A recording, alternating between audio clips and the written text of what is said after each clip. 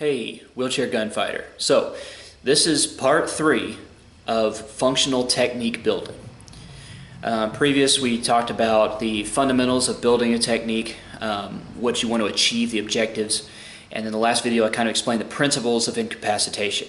Now I'm going to show you the practical application of incapacitation, how it looks on a human body. Now the stuff that I showed, there's all kinds of places on the human body you apply force with the right tool or in the right direction from the right angle. It's going to break stuff. It's going to shut stuff down. What I'm going to show here are high priority targets. They're high priority because of their effectiveness and their ease of accessibility from a bunch of different scenarios, and kind of their large targeting surface. They're easy to target, they're easy to get to, and they have a whole lot of benefit towards stopping that threat.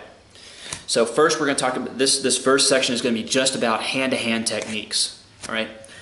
So we're talking about strikes. We're going to talk about joint locks / breaks. Okay. So we're going to start. So we're going to start from the top down. Okay. So what we're going to look to start doing here. The very top, we're talking about the central nervous system. We're talking about the brain. Okay. If we're squared up somehow, and I can get to where I'm affecting, where I can grab his head and hit it against something. Striking the head directly is not an efficient method of applying force to the brain to causing, a knockout. What you're going to get there is if you saw a lot of these, so removed from the wheelchair stuff. Will comes to throw me out of the wheelchair, and we get here, right? And I've got his head, and I start hitting his head on parts of the wheelchair. That's where that starts to apply. Or, where I'm using an object to hit his head, being the reverse of that. But the only way to affect direct injury on the brain is to hit something on a hard surface. Your hand is not going to be reliable. Now, beyond that, that's a good effect, but it's a hard thing to do in a lot of cases because it requires a lot of physical force. If you don't have core control, it's going to be hard to move that body around to deliver that kind of injury. Now, a very high priority from here, because a lot of stuff starts off here where you're being pulled from the chair, that it's kind of some direct physical altercation. When Will comes in, I'm immediately going to go for the eyes. Okay, if I can get those, I'm going to go there for a whole bunch of reasons. One, it's very, very painful. It's one of the most painful things that you can affect on the body. Two, you have the psychological effects. They can't receive information via their eyes, so their brain stops working to a large degree. So they kind of freeze. Three, it gets this mechanical effect that I've noted in several videos, where his head goes back and it exposes my next priority, or my next favorite target. And being that's very, very effective is in here in the throat. And by the throat, I don't just mean the neck, right? But we consider kind of just the neck, because there's all kinds of targets associated with it.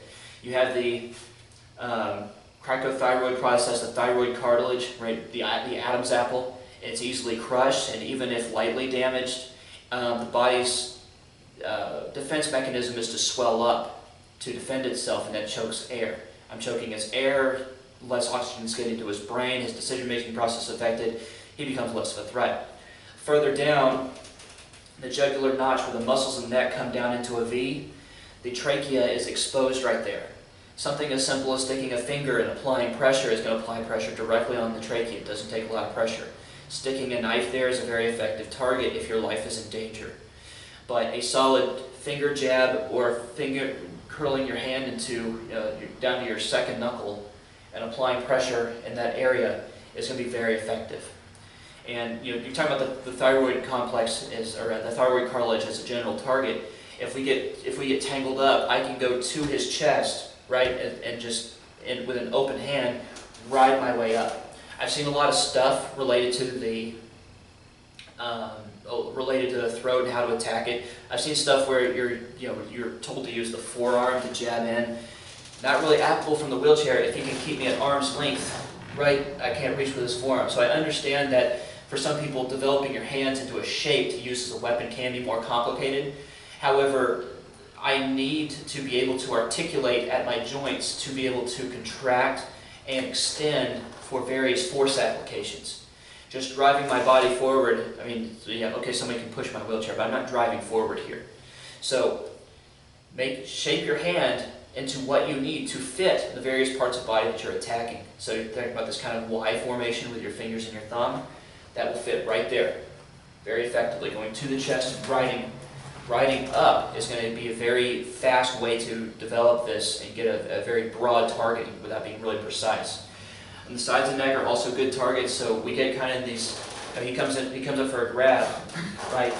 If I get something down like this with my forearm and with the edge of my hand down the side of the neck, I have the muscles, if nothing else, that can affect how he's holding his head. It can send a lot of pain.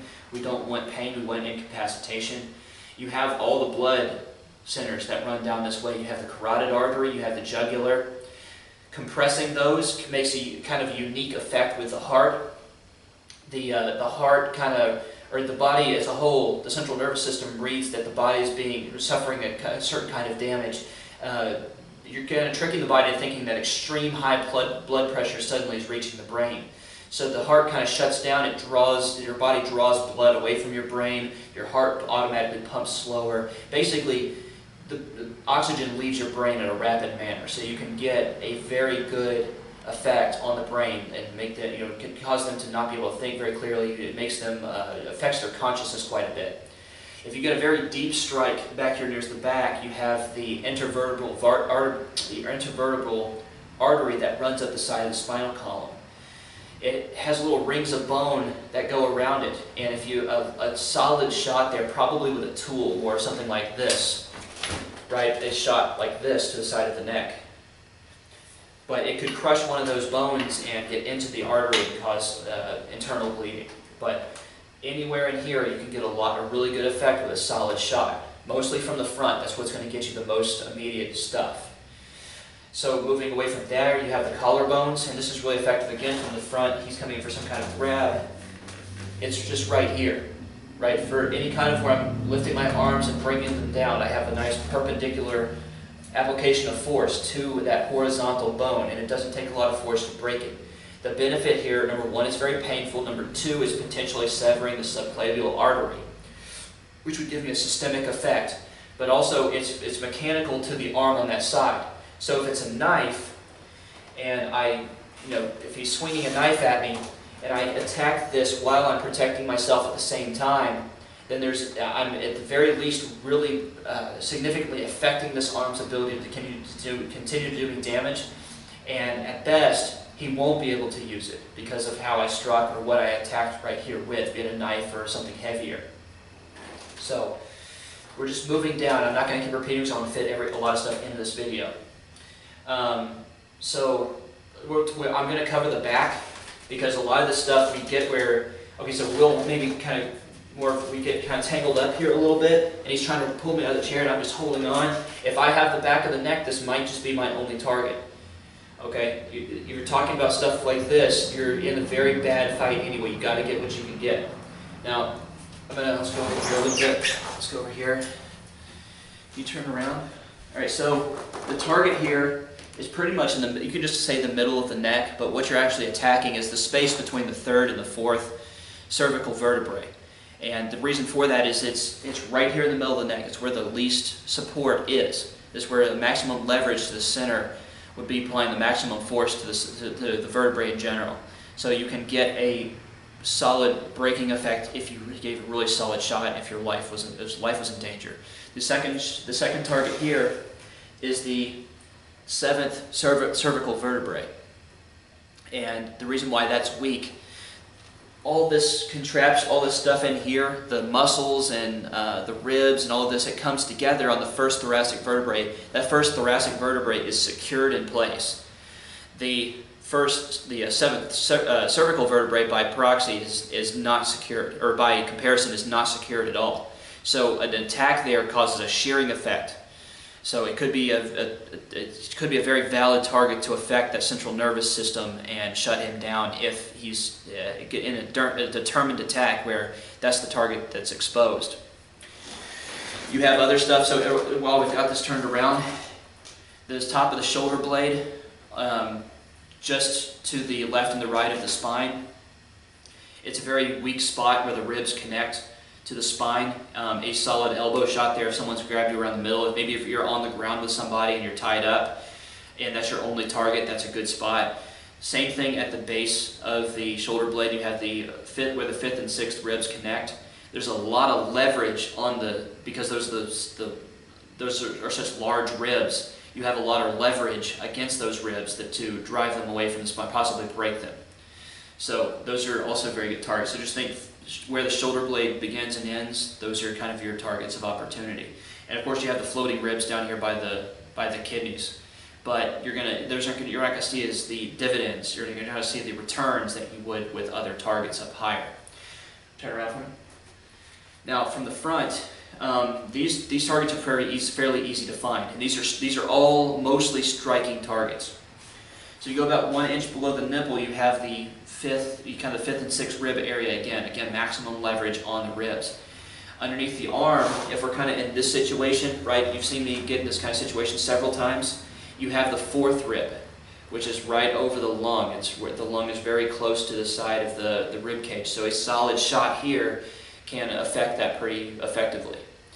But so it kind of curves up. So this is your target over here, and it kind of curves up slightly underneath the arm, right? You think about riding the arm down the arm with your elbow. The space between the muscle in your elbow and the tip of your the muscle in your arm and the tip of your elbow is about the right amount of space you need to deliver the strike with the point of the elbow effectively. On the front, we're not targeting the solar plexus, we're talking about an open area directly affecting the diaphragm. The xiphoid process, small finger of bone that comes down off of the sternum. And this can be broken and effectively sent as a projectile into the vital organs if it's a target that presents itself. This is a target for a combative knee strike from the clinch. This is what that's kind of aimed at, because you need kind of an upward motion for this sort of a thing, right? So this would be more of, we're kind of in here, and this is kind of a body shot uppercut. Is kind of what you're aiming for, is kind of what you're getting to here. And again, how you generate force is different from the wheelchair than how you do when you do elsewhere. So we're going to cover in short order how to generate power effectively for strikes in a wheelchair, even though you can't drive off the ground. But these are my primary targets from the torso up.